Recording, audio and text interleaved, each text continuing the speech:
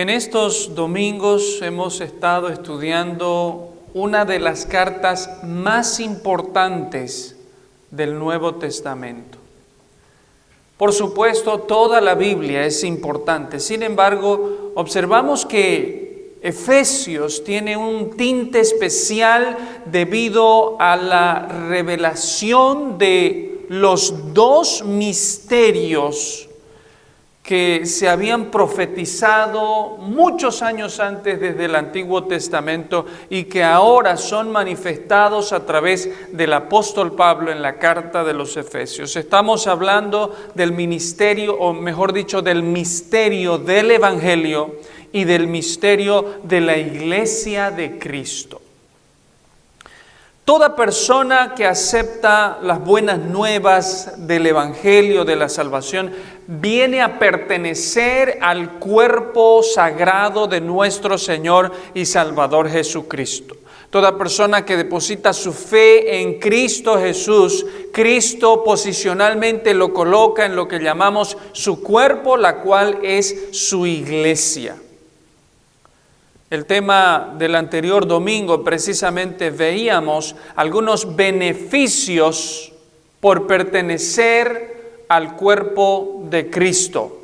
Beneficios por pertenecer al cuerpo de Cristo. Y número uno, podíamos observar que el beneficio que Dios nos da, uno de los beneficios que Dios nos da es tener acceso al Padre.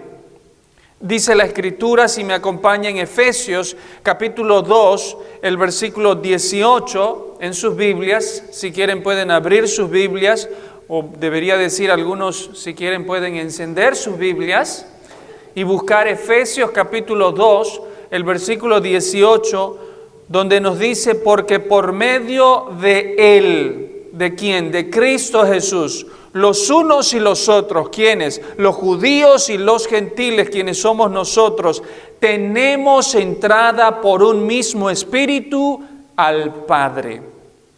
Otras versiones dicen, tenemos acceso libre y directo al Padre Celestial. No necesitamos intermediarios, tenemos entrada y acceso directo a nuestro Padre Celestial.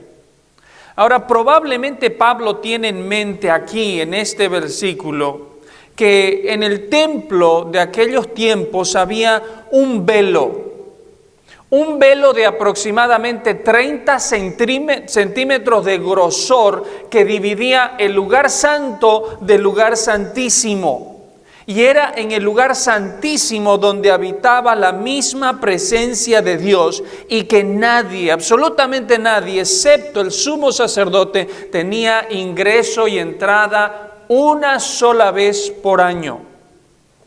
Pero cuando el Señor Jesucristo muere en la cruz en sacrificio por nuestros pecados, en ese preciso momento, cuando Él entregó el Espíritu, dice en Mateo que la tierra tembló. Dice también que cuando Él entregó el Espíritu y murió, las rocas se partieron, se abrieron los sepulcros, muchos santos resucitaron y el velo del templo se repartió en dos, de arriba hacia abajo. Significado de esto, Dios rompiendo lo que separaba al hombre de Dios. Gracias al sacrificio de Cristo, ahora todo aquel que confía en Cristo Jesús tiene acceso a la misma presencia de Dios. En Hebreos 4:16 la palabra dice, acerquémonos ahora confiadamente al trono de la gracia para alcanzar la misericordia y hallar gracia para el oportuno socorro. Hermano, hermana, basta con orar, basta con solo invocar el nombre santo de Dios e inmediatamente tenemos acceso a su misma presencia. Gracias al sacrificio de Cristo Jesús. El beneficio número 2 que vimos el anterior domingo tiene que ver con nuestra ciudadanía. En Efesios capítulo 2, el versículo 19, dice la palabra, así que ya no sois extranjeros ni advenedizos. La palabra advenedizos significa extraño o forastero. Ya no sois extranjeros ni advenedizos, sino conciudadanos de los santos. Ciudadanos y conciudadanos, ¿de qué país? ¿De dónde? Del reino de Dios. En este país, la mayoría de los que estamos aquí, casi todos creo, somos extranjeros, ¿no es cierto? Colombianos, mexicanos, bolivianos, ecuatorianos, puertorriqueños, salvadoreños, de todo un poco. Estamos en Estados Unidos, por lo tanto somos extranjeros. Somos considerados, para algunos quizás un poco, incluso hasta extraños. Y aunque hemos sido bendecidos, hemos sido prosperados por emigrar, aquí debemos reconocer la realidad de que no todos gozamos de los privilegios de los mismos nativos ciudadanos de este país. Hermanos, en el reino de Dios, ningún cristiano hijo del Señor es considerado extranjero o extraño. Dice Pablo, todos ahora somos ciudadanos del reino de Dios. El reino del Señor no tiene ciudadanos ni siquiera de segunda. Todos gozamos de las mismas promesas y los mismos privilegios que Él nos ha dado en su palabra. ¡Qué bello es pertenecer a ese reino donde disfrutamos de la paz de Dios! Pero así como es un enorme privilegio ser ciudadano de ese reino, así también tenemos tú y yo la responsabilidad de someternos al Rey. Todo privilegio tiene su responsabilidad y nuestro privilegio es grande al saber que Dios nos ha puesto en su reino, en esa esfera espiritual. Estamos de camino al cielo, estamos en las manos de Dios, seguros en el Señor. ¡Qué gran privilegio! Pero todo privilegio tiene su responsabilidad y nuestra responsabilidad es someternos al Rey de ese reino. Jesús es nuestro Salvador, pero también es nuestro Señor y Rey, nuestro amo y nuestro dueño absoluto. En tercer lugar, el beneficio que vimos el anterior domingo, no solamente somos ciudadanos del reino, sino somos miembros ahora de la familia de Dios. De la familia de Dios. Dice el versículo 2, capítulo 2, versículo 19 en la parte final, y miembros de la familia de Dios. Efesios 2, 19b. Qué bendición llegar a este edificio y saludarnos los unos a los otros, llamándonos hermano, hermana, hermanito querido, ¿cómo estás? Pero, ¿por qué hermano? ¿Por qué hermanos o hermanas? Porque somos hijos de un mismo Padre. Este derecho legal le ha dado Dios a todo aquel que ha recibido a Cristo como su Señor y Salvador. Porque alguien podrá refutar diciendo, caramba, yo pensé que todos en el mundo somos hijos de Dios.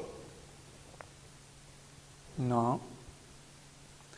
Por más bonita que suene la frase, la Biblia dice que esa no es la realidad. La Biblia dice, pero todos los que creen, ¿quiénes? ¿Todos en el mundo? No, los que creen en Él. Y no solamente los que creen en Él, sino le reciben a Él. A ellos les da el derecho legal de llegar a ser hijos de Dios, familia legal y oficial de Dios. Hace muchos años atrás, cuando era niño, adolescente, en la iglesia romana cantábamos una canción que vino a mi mente cuando estaba preparando este mensaje, y esa canción, yo sé que algunos de ustedes la saben, decía: de la misma iglesia tú eres, si detrás del Calvario tú estás. Y hasta ahí todo está bien. El mensaje, la canción, todo está bíblicamente bien, pero la última parte de la canción dice: si tu corazón es como el mío, dame la mano y mi hermano serás.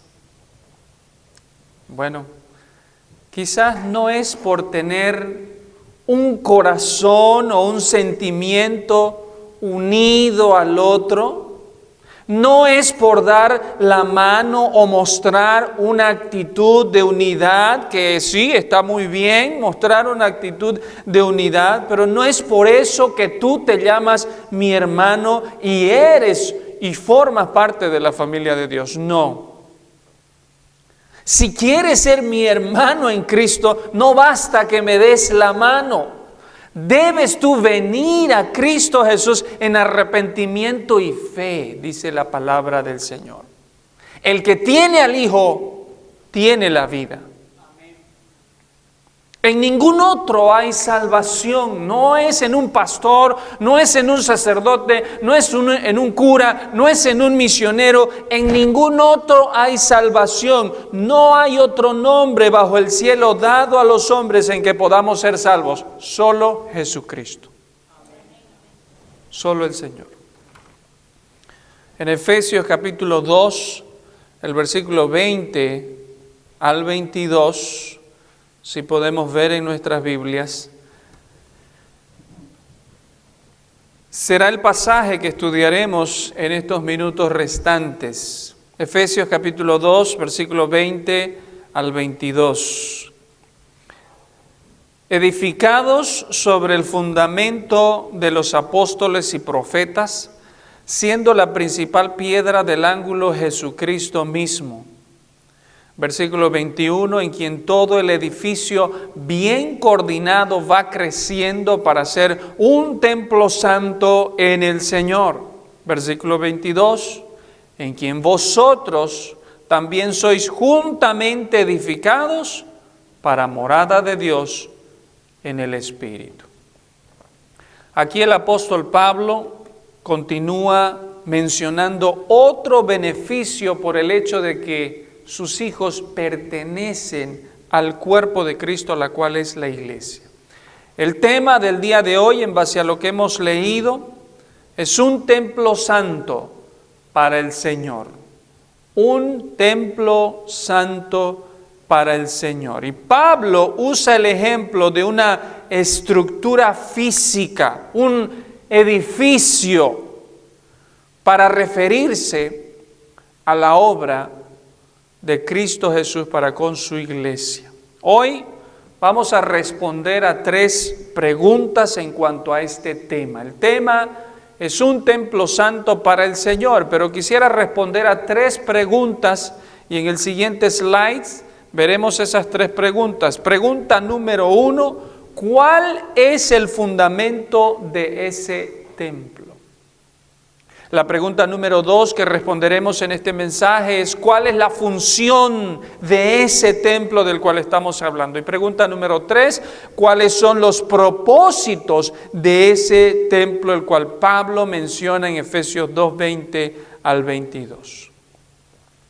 Quiero comenzar diciendo que para el creyente,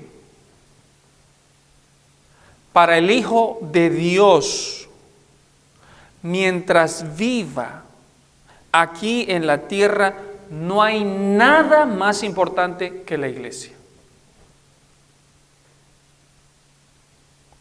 Para el Hijo verdadero de Dios, para el creyente, el cristiano en Cristo Jesús, no hay nada más importante que la iglesia. Es en la iglesia donde la gloria de Dios se manifiesta. Es en la iglesia donde tenemos el privilegio de servir a nuestro Padre Celestial. Es en la iglesia donde todos sus hijos se reúnen para alabarle y adorarle. Es en la iglesia donde todos tenemos la oportunidad, el derecho, el privilegio de ejercer nuestros dones y funcionar para la gloria de Dios. La iglesia es uno de los dos grandes misterios del Antiguo Testamento que fue revelado al apóstol Pablo. La iglesia es santa, la iglesia es importante. Por eso es que tú y yo debemos tener mucho cuidado de no trivializar lo sagrado. No debemos trivializar o menospreciar lo que es sagrado según la palabra del Señor. El matrimonio es algo sagrado según la Biblia. El bautismo es algo sagrado que la palabra del Señor nos manda hacerlo. La Santa Cena que practicamos una vez por mes en esta congregación es sagrada también porque Jesucristo y el apóstol Pablo nos mandaron a que lo hagamos cotidianamente. Así también la iglesia de Cristo Jesús es santa y es sagrada. Y tú y yo debemos tener cuidado de probablemente darle poca importancia. En las Escrituras la iglesia es comparada con diferentes figuras o ejemplos. Como por decir, en algunos pasajes, la iglesia, dice Pablo, es un cuerpo físico, en donde Cristo es la cabeza de ese cuerpo. Y todo lo que manda la cabeza, el cuerpo lo hace. Así también es la iglesia. La iglesia, dice Pablo, por otro lado, es como una familia, la familia de Dios, en donde los hermanos aprendemos a amarnos los unos a los otros, porque somos diferentes, a pesar de que venimos de culturas diferentes, costumbres diferentes, carácter diferente, debemos ciertamente amarnos los unos a los otros y aún, dice Pablo, soportarnos con el fin de mantener la unidad. Dice por otro lado que la iglesia es el reino de Dios en la tierra. Otro ejemplo, la iglesia es el nuevo hombre, porque al recibir a Cristo Jesús en nuestras vidas, recibimos también una nueva naturaleza. Dice la Biblia, de modo que si alguno está en Cristo, nueva criatura es, las cosas viejas pasaron y aquí todas son hechas nuevas. Dice Pablo también la iglesia es la novia y la esposa de Cristo. La iglesia es el guerrero de Dios. Toda la carta de Efesios está llena de la iglesia y Cristo. La iglesia y Cristo. Cristo y la iglesia. Y bajo este contexto definimos que la iglesia no es una organización religiosa. No estamos hablando de un grupo de gente, miembros de una organización religiosa. No. La iglesia no es eso, no es de eso de lo que estamos hablando. La iglesia no son estas paredes.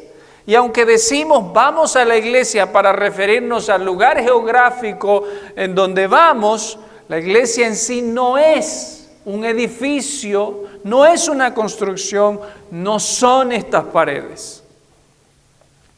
Hace algún tiempo atrás una persona se me acercó para decirme, pastor, quiero avisarle que me voy de la iglesia.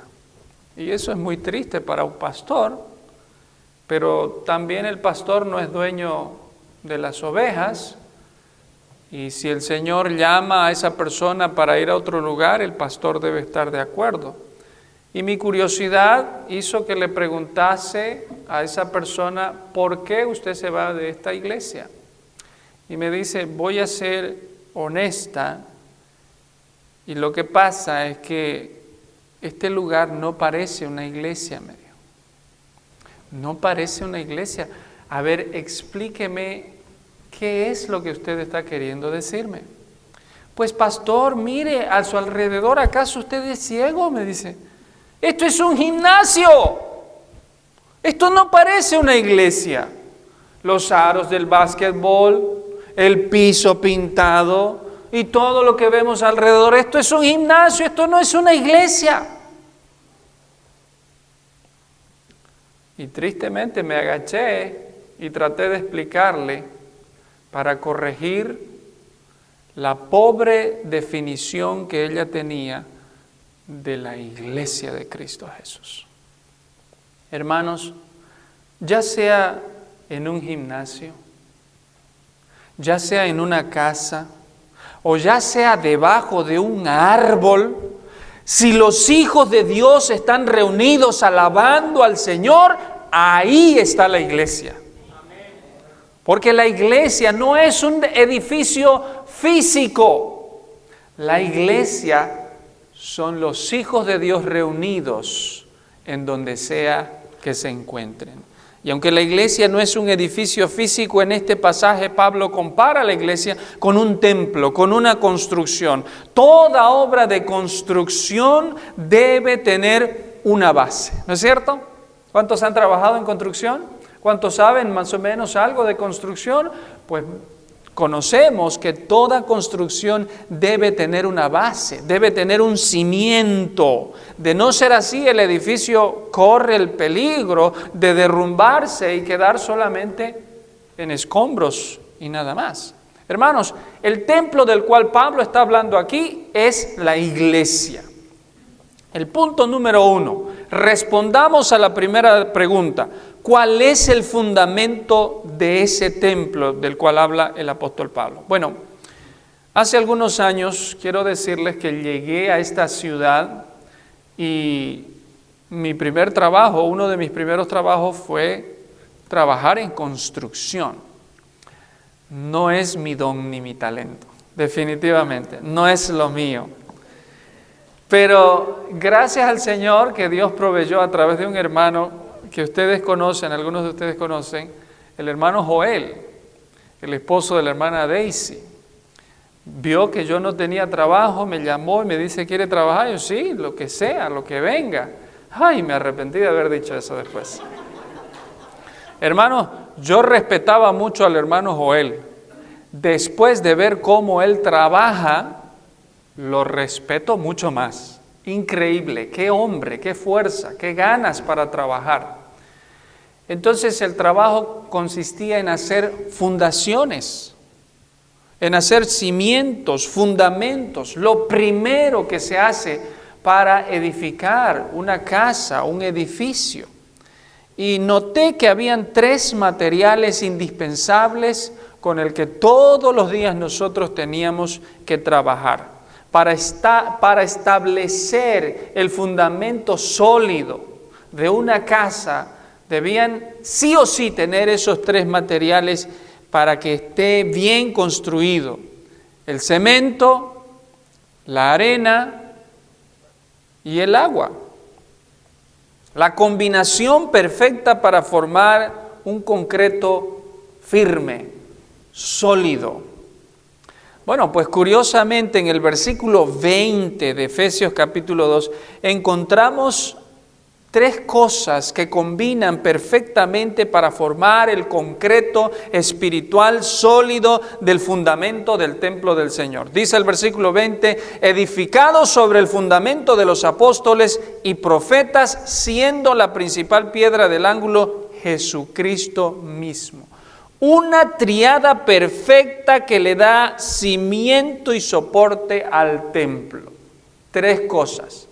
La pregunta dice, ¿cuál es el fundamento del templo?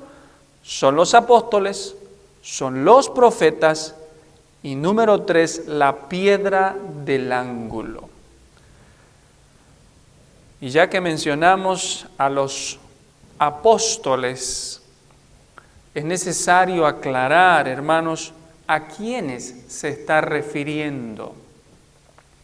La palabra apóstol originalmente significa mensajero y tiene 2 connotaciones, creo yo. Número 1, es un mensajero que lleva el mensaje del evangelio a donde sea que Dios lo lleve.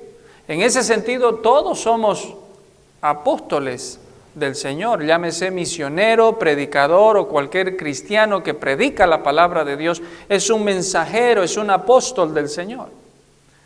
Pero en este pasaje, y en la mayoría, creo yo, del Nuevo Testamento, la Biblia usa exclusivamente esta palabra, la palabra apóstol, para referirse a sus 12 escogidos a quienes Dios usó para revelar su enseñanza y establecer el fundamento de su iglesia. Hoy en día, en este siglo, los conceptos han sido cambiados, creo yo. Cualquiera puede ser un apóstol. Basta con registrarse y pagar cierto monto de dinero y puede ser apóstol. La mayoría de muchos ya no es aspirar a ser pastor. Ya eso pasó de moda. Ya eso quedó atrás. El pastor en la jerarquía está de último. Ahora se aspira a ser o profeta, profetiza, apóstol o apostola. ¿Cómo se dice? Femenino. Y a raíz de esto, pues, decía Armando Alducín, hay una apostolitis en el mundo. Iglesias que se basan en milagros, en sanidades y todo lo que es sobrenatural. Si realmente estos pseudoapóstoles tienen el poder, el milagro y el poder en sus manos para sanar, digo yo, o decía alguien, ¿por qué no van y visitan los pasillos del hospital donde están los enfermos de COVID-19? O aquellos que se están muriendo de cáncer. Hermanos, el cargo de apóstol ya finalizó.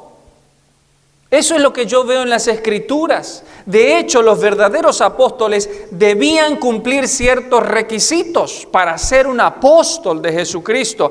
Ellos deberían ser escogidos por Jesús de manera personal. Ellos debían ser testigos de su resurrección. Ellos debían dar la vida por Dios y por el Evangelio. Debían haber conocido personalmente a Jesús.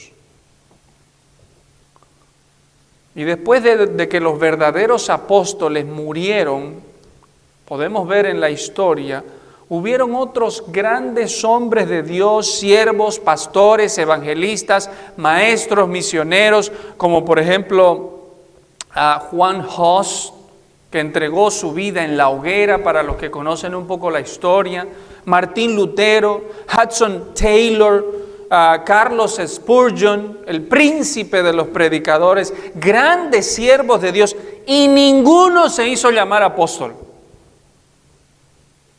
Es ahora, en este siglo, la moda de ser apóstol. ¿No será que las personas están simplemente ambicionando cargos o posiciones? ¿O no será probablemente que la apostasía se está extendiendo cada vez más y la venida de Cristo está cerca? Todas estas iglesias que he conocido y que tienen apóstol o apóstoles tienen una interpretación herética de la palabra de Dios. Así que hay que tener mucho cuidado. Cuando Efesios o el apóstol Pablo menciona que los apóstoles son el fundamento, se refiere a la revelación divina que esos 12 hombres recibieron y que la enseñaron y que ahora para nosotros es el Nuevo Testamento. Y lo mismo sucede con los profetas. Conocí a alguien en Bolivia que se paraba y decía, trae tu sueño, trae lo que has soñado anoche o las noches anteriores, dímelo y yo te diré cuál es el significado y lo que Dios quiere decirte ahora mismo. Mucho gusto, decía él, soy el profeta fulano de tal. Y después se descubrió que simplemente era un charlatán, nada más. Y si Dios quiere, Dios tiene el poder para de pronto mostrarnos algo a través de sueños o visiones. Pero bíblicamente hablando, hermanos, los profetas eran aquellos hombres que daban a conocer la voluntad de Cristo Jesús mientras el Nuevo Testamento estaba en proceso de ser escrito. En aquel tiempo ellos no tenían una Biblia como nosotros la tenemos para decir, el apóstol Pablo dice esto en tal lugar, o el apóstol Pedro dice esto en tal lugar. Ellos no tenían tal cosa. Estaba en proceso de ser escrito. Por lo tanto, muchos fueron profetas, tenían el don y se levantaban en las iglesias para manifestar la voluntad de Dios. Y una vez completado el Nuevo Testamento, ese don de profecía cesó. Todo lo que Cristo quiere revelar a su iglesia ya lo dijo por medio de sus apóstoles. Y el tercer ingrediente para responder a nuestra pregunta, que compone el fundamento, es la piedra angular. ¿Qué es la piedra angular de la cual habla la Biblia? Dijimos en primer lugar, los apóstoles, los profetas en segundo y en tercero la piedra angular. En esta fotografía podemos observar que en las construcciones antiguas la piedra angular era parte muy esencial, por no decir la parte más importante del edificio. Era la piedra que guiaba a las demás piedras, la línea, la plomada, eran trazadas en base a esta piedra que se llama la piedra angular.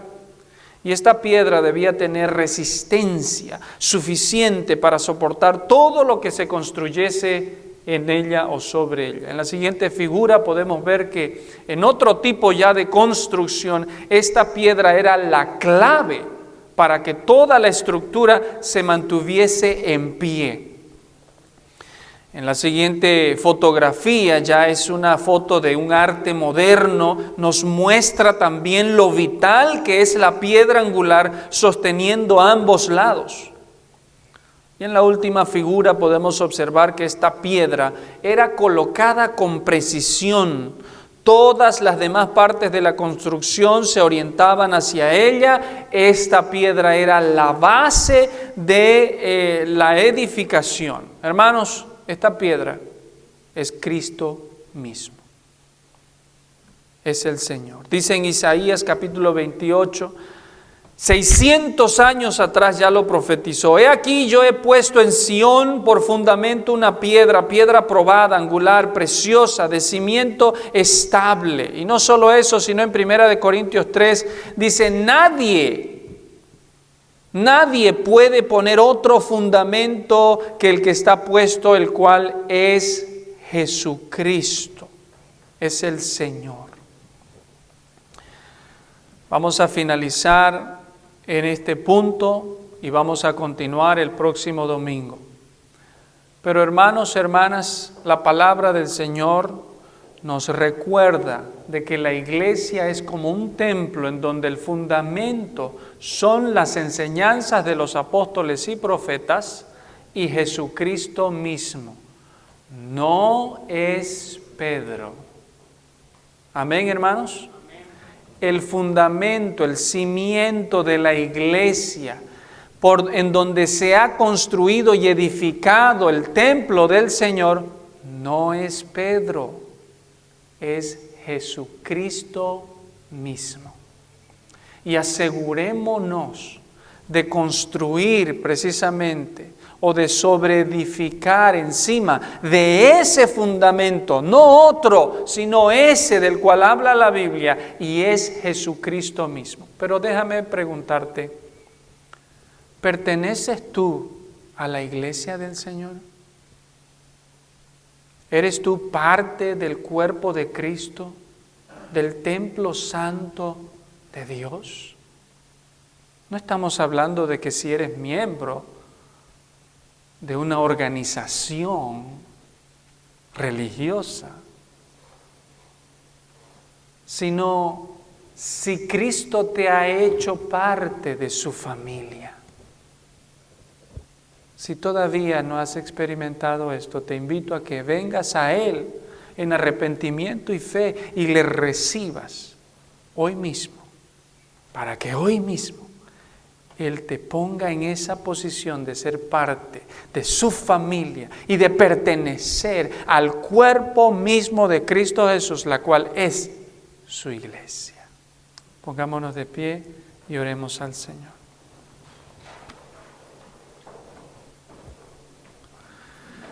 Bendito Padre, te damos gracias por tu amor y tu misericordia. Gracias por tu perdón y tu salvación.